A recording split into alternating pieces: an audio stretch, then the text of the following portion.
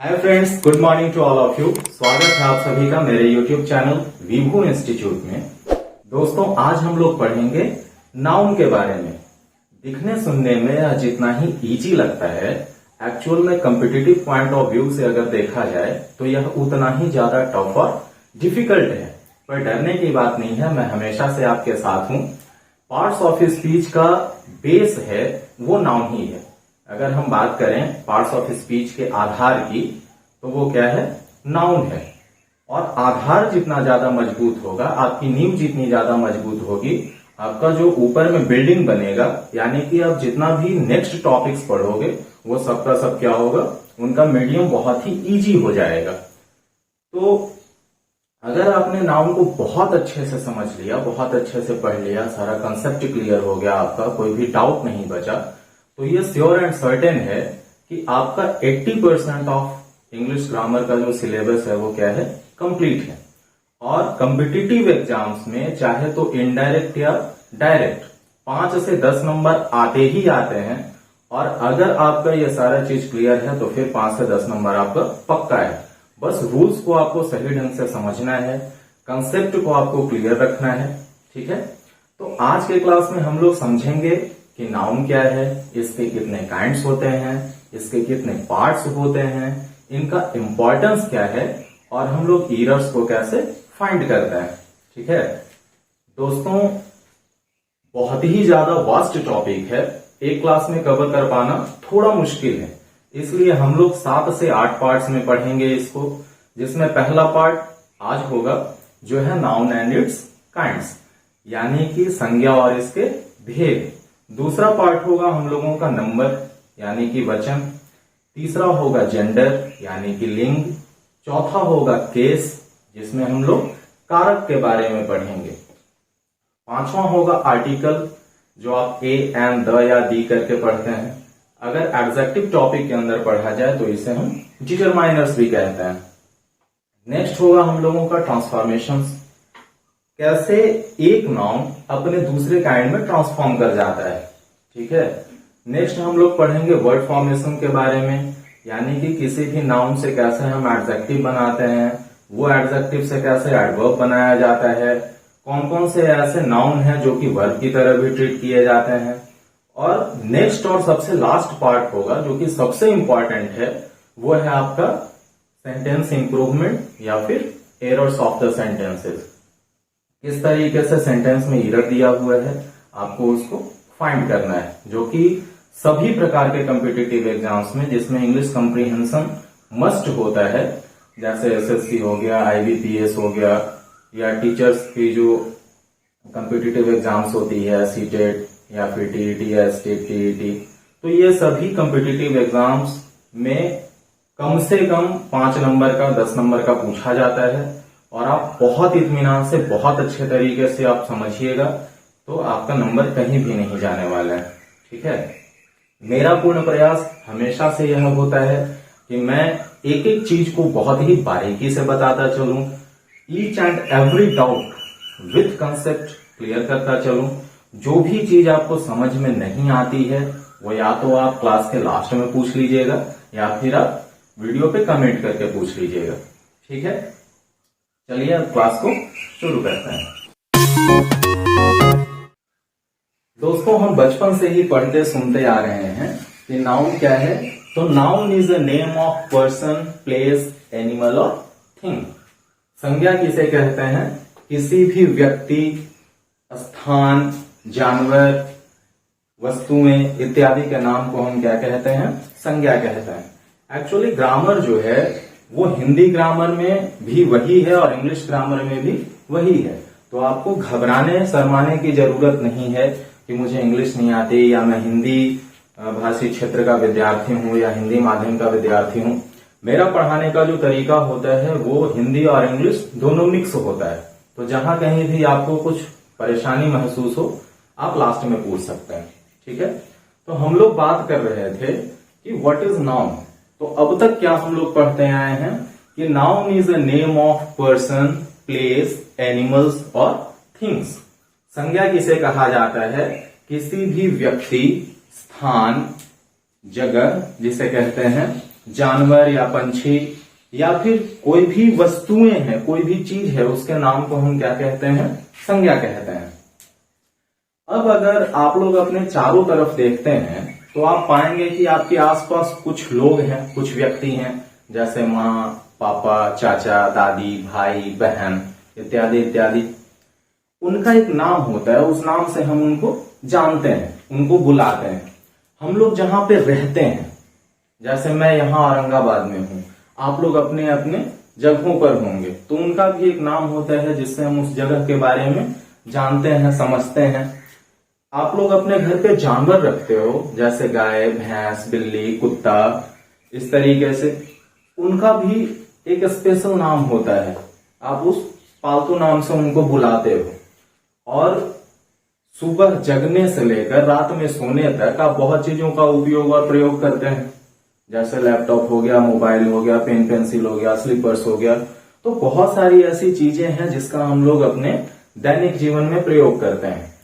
और ये जो वस्तुएं हैं उनका भी कुछ न कुछ एक नाम होता है जिससे हम उनको पहचानते हैं। तो अब जरा गौर कीजिए कि व्यक्ति हो गया, स्थान हो गया, जानवर हो गए, जानवर में पंछी भी आ जाते हैं, कीड़े मकोड़े भी आ जाते हैं, ठीक है। और बाकी जो चीज बचा उसको हम किस ग्रुप में लेके चले आते हैं? थिंग्स में, यानी कि वस्तुओं में लेके चले आते हैं। तो इसके अलावा भी और भी कोई चीज बचता है क्या? व्यक्ति हो ही गया, स्थान यानी कि जगह हो ही गया, जानवर, पंछी, कीड़े मकोड़े सब हो ही गए, और बाकी जो चीजें बची वो किस में आ गई? वस्तुओं में आ गई, थिंग्स में आ गई। तो और भी कोई चीज बचता है? नहीं ना। तो हम ऐसे कह सकते हैं कि इस सृष्टि में, इस ब्रह्मांड में, इस दुनिया में पाई जाने वाली वो सभी चीजें, वो सभी वस्तुएं जिसको कि हम कुछ नाम से बुलाते हैं, कुछ उसकी परिभाषाएं होती हैं जिससे हम उसके बारे में जान सकें, समझ सकें, तो उस नाम को ही नाउन कहते हैं, ठीक है। अगर हम ऐसे बोलें कि नाम ही नाउन है तो कोई अतिशयोक्ति नहीं होगी।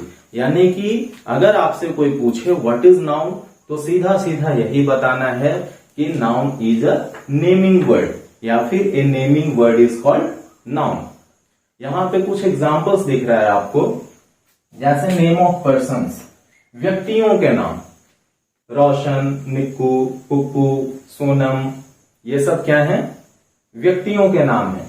फिर है नेम ऑफ प्लेसेस, अगर जगहों के नाम की बात करें तो औरंगाबाद, मदनपुर, पटना, दिल्ली, आप जहां पे रहते हैं उसका कुछ न कुछ नाम होगा। Next is name of animals, animals में गाय, रैबिट यानी कि खरगोश, डॉग कुत्ता, पैरोट तोता, कैट बिल्ली, ये सब एक खास प्रकार के जानवर हैं जिसका एक अलग अलग नाम है, अलग अलग परिभाषाएं हैं, ठीक है।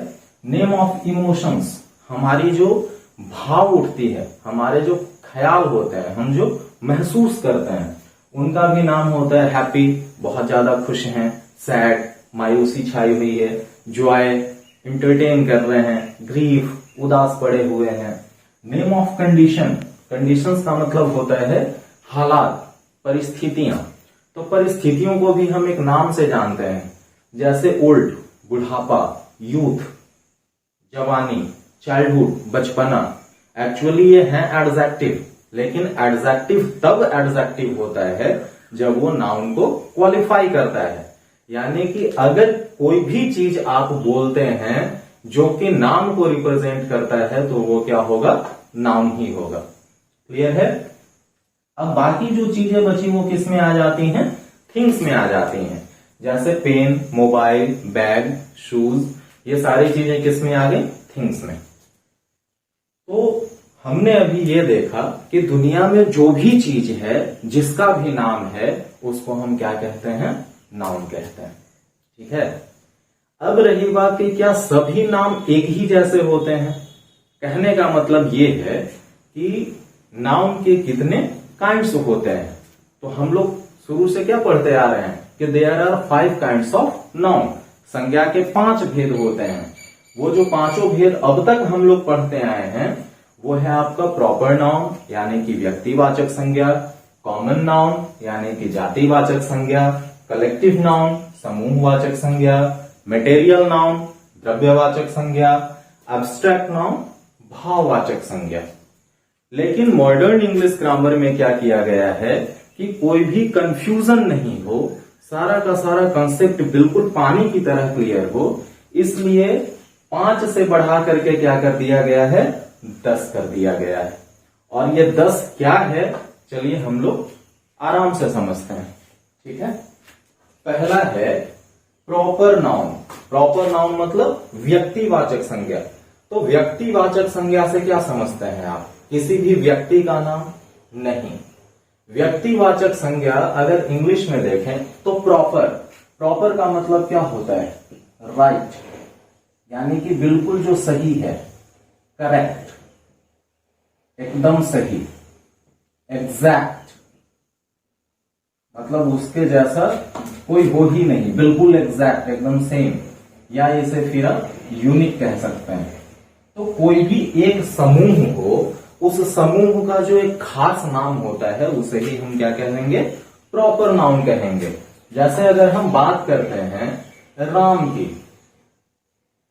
तो राम बहुत से लोगों का नाम होता है, लेकिन सबसे पहले हमारे जेहन में जो ख्याल आता है वो किसका आता है, द लॉर्ड राम, भगवान राम की। तो भगवान राम अगर सभी ग्रुप को देखा जाए एक बार, जैसे देवी देवताओं के ही समूह को अगर देखें तो उसमें एक खास नाम है राम, जिसको मर्यादा पुरुषोत्तम भी कहा जाता है। ठीक है, ऐसे ही अगर दूसरा एग्जाम्पल लिया जाए गंगा, तो इस नाम का ख्याल हमारे जब जेहन में आता है तो सबसे पहला जो आइडिया स्टक करता है वो किस चीज का करता है, नदी का।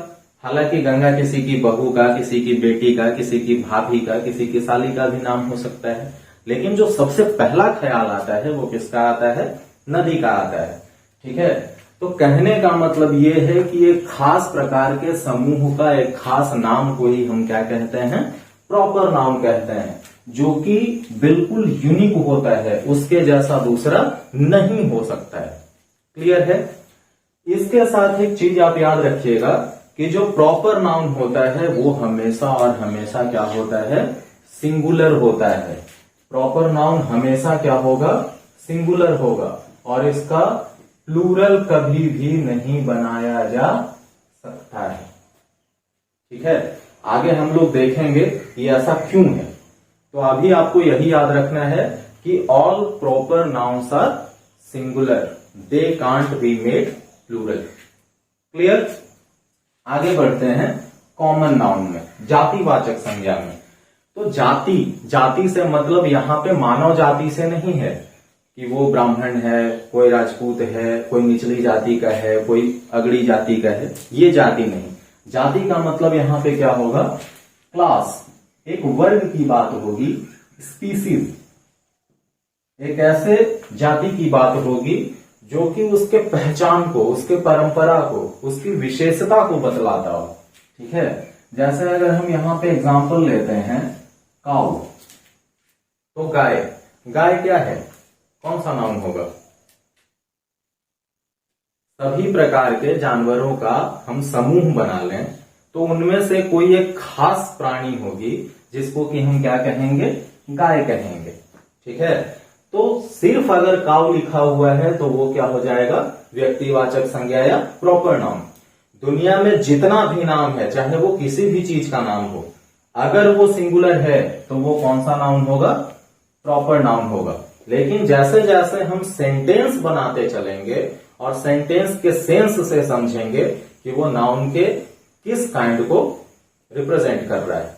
ठीक है, अगर हम काऊ की बात करते हैं तो काऊ यहां पे क्या होगा, प्रॉपर नाउन होगा।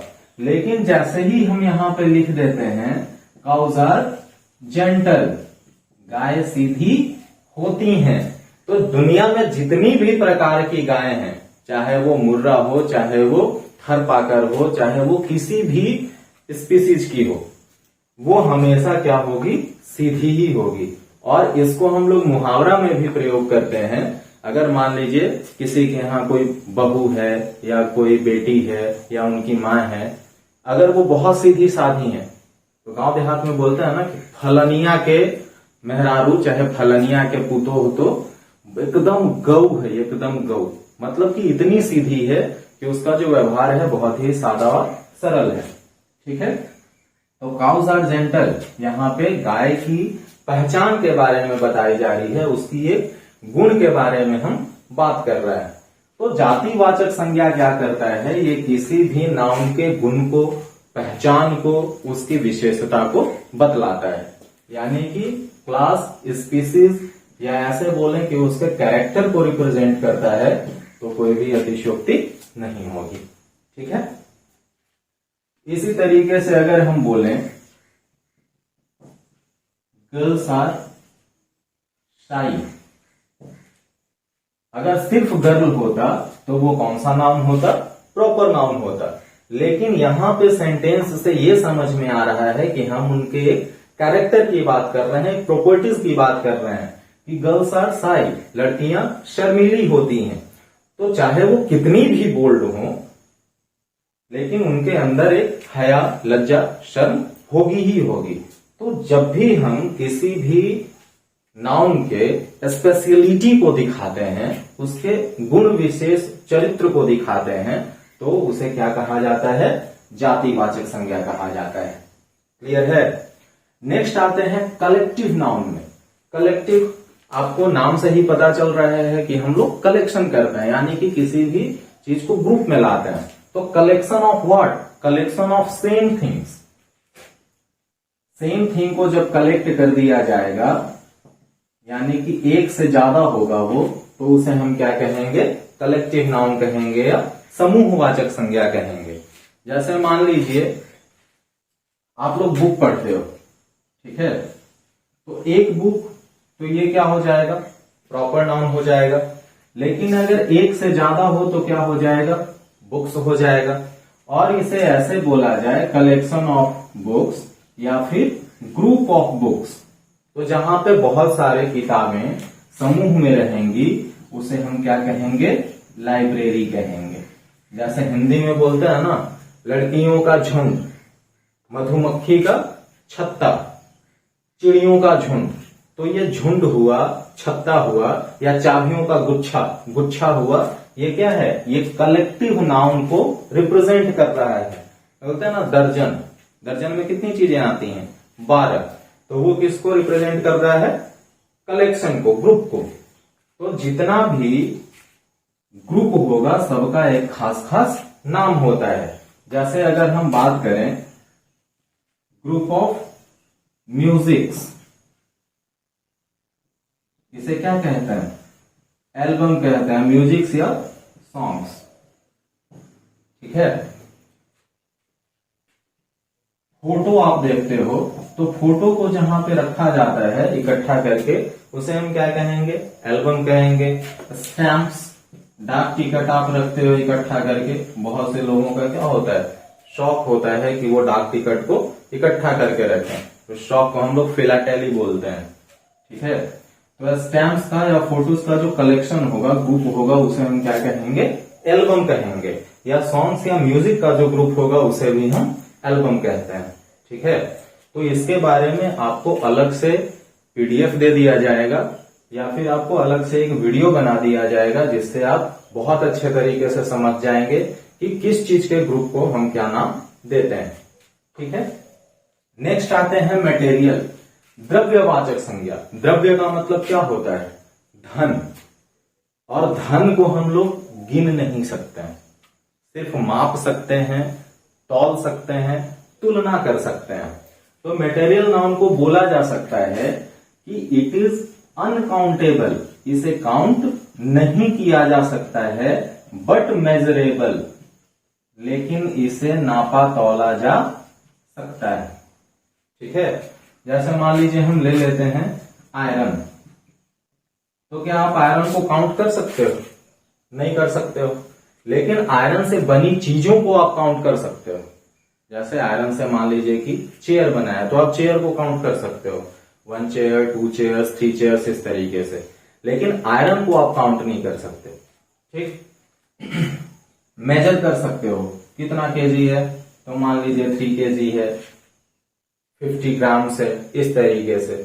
लेकिन हम इसको गिन नहीं सकते हैं, काउंट नहीं कर सकते हैं। ठीक है, एक एग्जांपल से और समझते हैं। जैसे अगर हम मिल्क की बात करते हैं, दूध, तो अब तक आपने यही पढ़ा होगा कि milk is a material noun, दूध क्या है, द्रव्यवाचक संज्ञा है। लेकिन आप गलत हो। अगर हम कंपिटिटिव पॉइंट ऑफ व्यू से देखें तो when anything is singular, when any name is singular, वो क्या होता है, प्रॉपर नाउन होता है। अगर हम सिर्फ मिल्क की बात करें तो वो किसको दर्शाएगा, प्रॉपर नाउन को दर्शाएगा, क्योंकि सभी प्रकार के लिक्विड्स में एक खास लिक्विड है जिसको कि हम मिल्क कहते हैं। सभी प्रकार के लिक्विड को मिल्क नहीं कहा जा सकता है। ठीक है, जैसे मान लीजिए कि फेविकोल है, तो वो भी दूध की तरह गाढ़ा होता है और सफेद होता है, लेकिन आप उसको मिल्क नहीं कह सकते हो। अगर पानी में आटा को घोल दो, मैदा को घोल दो, वो भी दूध की तरह दिखने लगता है, लेकिन दूध नहीं कहा जा सकता है। तो दूध का एक कैरेक्टर होता है, प्रॉपर्टीज होती है कि वो हमेशा नेचुरल वे में पाया जाता है, वो हेल्थ के लिए यूजफुल होता है। तो मिल्क क्या है, हमेशा जब तक सिर्फ मिल्क है तब तक ये प्रॉपर नाउन है। लेकिन जैसे ही हम इसके एक प्रॉपर्टी की बात कर देंगे, इसके स्पेशलिटी की बात करेंगे, इसके गुण विशेष धर्म की बात करेंगे, तो ये क्या हो जाएगा, अभी आपको बताए हैं जातिवाचक संज्ञा। जैसे मिल्क इज व्हाइट, दूध सफेद होता है, तो आप किसी भी प्रकार का दूध लो, उसका रंग क्या होगा, कलर क्या होगा, सफेद ही होगा। तो यहाँ पे हम दूध की एक विशेषता की बात कर रहे हैं, इसलिए यहाँ पे मिल्क क्या हो जाएगा, कॉमन नाउन हो जाएगा। आ रही है बात समझ में। एक दूसरा एग्जांपल ले लेते हैं, milk is useful for health, milk is useful for health. जितना भी प्रकार का दूध होता है, खास करके माँ का दूध, वो शिशु के लिए सर्वोत्तम होता है। यानी कि कितना जो भी आप दूध लेते हो वो आपके लिए यूजफुल ही होता है, आपके स्वास्थ्य के लिए। तो यहाँ भी हम इसके एक गुण की बात कर रहे हैं, एक विशेषता की बात कर रहे हैं, इसलिए यहाँ भी ये मिल्क क्या हो जाएगा, कॉमन नाउन हो जाएगा, जातिवाचक संज्ञा हो जाएगा। ठीक है, अब नेक्स्ट एग्जांपल लेते हैं, क्या बताए, कलेक्शन। एक टैंकर ऑफ मिल्क या टैंक ऑफ मिल्क, बहुत सारे दूध को हम क्या कर रहे हैं, एक बर्तन में, जिसको कि टंकी कहते हैं या केन कहते हैं, डल्लू कहते हैं, उसमें हम उड़ेल दे रहे हैं। तो यहाँ पे जितना भी दूध है सबका हम कलेक्शन कर रहे हैं, उस कलेक्शन को क्या बोलेंगे, टैंक। तो यहाँ पे टैंक ऑफ मिल्क क्या हो गया, कलेक्टिव नाउन को रिप्रेजेंट कर रहा है। ठीक है, नेक्स्ट आते हैं, क्या बताया अभी, मटेरियल में अनकाउंटेबल, गिना नहीं जा सकता है, बट मेजरेबल, इसे तौला जा सकता है। अगर आपको एग्जांपल से समझाने की कोशिश करें तो यहां पे है, मिल्क इज सोल्ड एट ₹60 पर लीटर। अब आप यहां पे देखिए तो मिल्क इज सोल्ड एट ₹60 पर लीटर, दूध को कैसे बेचा जाता है, 60 रुपए प्रति लीटर। तो लीटर इकाई में हम इसे माप रहे हैं, लेकिन क्या दूध को काउंट किया जा सकता है? अगर आप ग्लास से काउंट करोगे तो दूध कम आ जाएगा, अगर आप चम्मच से काउंट करोगे तो दूध की क्वांटिटी ज्यादा हो जाएगी। तो हम लोग इकाई को गिन पाते हैं, क्वांटिटी को नहीं गिन पाते हैं। ठीक है, या फिजिक्स में पढ़े होंगे कि जो भी कॉफिशिएंट होता है वो किससे मल्टीप्लाई होता है, उसके यूनिट से होता है, ना कि उसके क्वांटिटी से। ठीक, तो मिल्क इज सोल्ड एट ₹60 पर लीटर। यहां पे मिल्क को हम क्या रिप्रेजेंट करवा देते हैं, मटेरियल नाउन की तरह रिप्रेजेंट करवा देते हैं। ठीक है, तो आप ट्रांसफॉर्मेशन देख रहे हैं कि यहाँ पे मिल्क सिर्फ और सिर्फ जब तक अकेला था प्रॉपर नाउन था, जैसे ही इसके स्पेशलिटी की बात हुई, प्रॉपर्टीज और कैरेक्टर की बात हुई, ये कॉमन नाउन में चेंज हो गया। जैसे ही हम इसको कलेक्ट कर दिए, ये कलेक्टिव नाउन में चेंज हो गया। और हमने इनको क्या किया, मेजर कर दिया, इनको माप दिया, तौल दिया, तो ये किस में आ गए, मटेरियल नाउन में आ गए। अब आपको धीरे धीरे कंसेप्ट क्लियर हो रहा होगा कि किस तरीके से हम लोग डिफिनीशन को एग्जाम्पलीफाई कर रहे हैं। ठीक है, नेक्स्ट इज एब्स्ट्रैक्ट। एब्स्ट्रैक्ट का मतलब होता है कांस्टेंट। कांस्टेंट कहने का मतलब यहां पे स्थिर नहीं होगा। कांस्टेंट कहने का मतलब कि सिर्फ और सिर्फ मुझे ही महसूस हो रहा है और मैं आपको नहीं बता पाऊंगा एग्जैक्ट कि मुझे क्या महसूस हो रहा है। ठीक है, इसी को कहते हैं भाव, जो हमारे जेहन में आता है, जो हम महसूस करते हैं, अनुभव करते हैं, उस प्रकार के नाम को हम क्या कहते हैं? एब्स्ट्रैक्ट नाउन कहते हैं, भाववाचक संज्ञा कहते हैं। जैसे यहां पे है टाइप्स ऑफ इमोशंस, हैप्पी, खुश। अगर आपसे कोई पूछे कि आप कितना ज्यादा खुश हैं, तो कभी आप एक यूनिट में बता पाओगे कि हाँ सर हम 5 केजी खुश हैं, हम 3 केजी खुश हैं, या फिर हम इतना टन खुश हैं? नहीं बता पाओगे। खुश मतलब हाँ, चेहरे पे हंसी है, मुस्कुराहट है, स्माइल है, तो आप खुश हैं।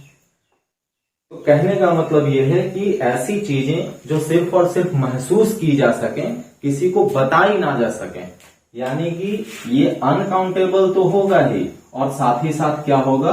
अनमेजरेबल भी हो जाएगा। इसे ना तो गिना जा सकता है और ना ही मापा या तौला जा सकता है। तो उस प्रकार के नाउन को हम क्या बोलेंगे? अब्स्ट्रैक्ट नाउन बोलते हैं।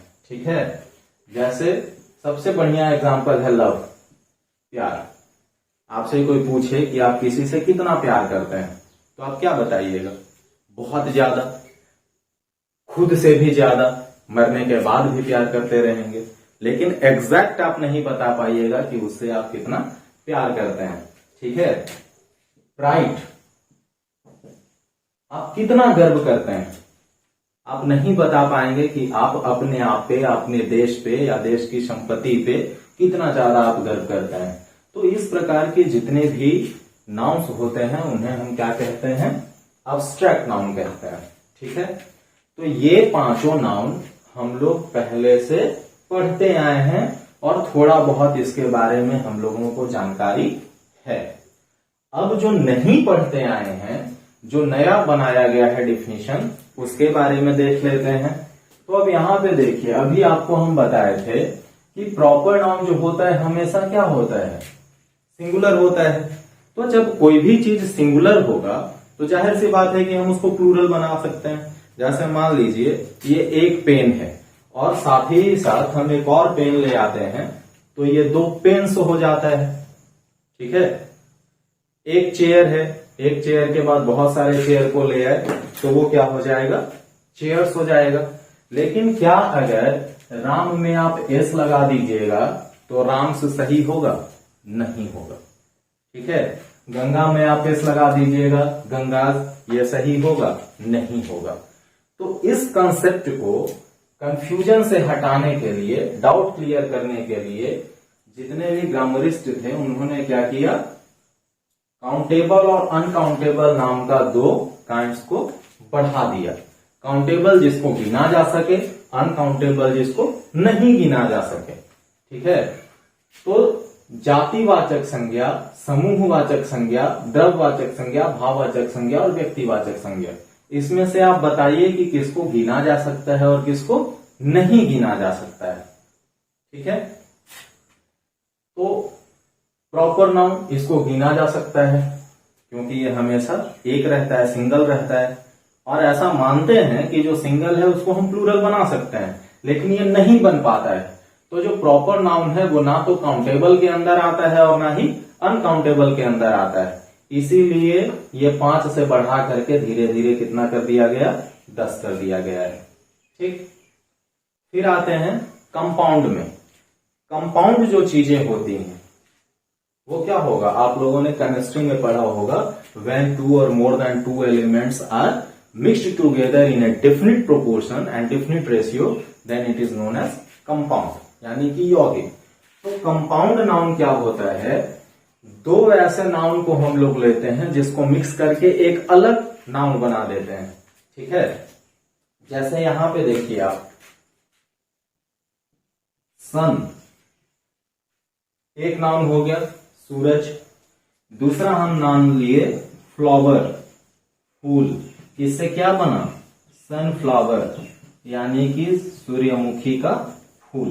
तो यहां पे 2 नाउन है और 2 नाउन को मिक्स करके हम एक अलग प्रोडक्ट बना देते हैं, अलग नाउन बना देते हैं। इस प्रकार के नाउन को हम क्या कहेंगे, कंपाउंड नाउन कहेंगे।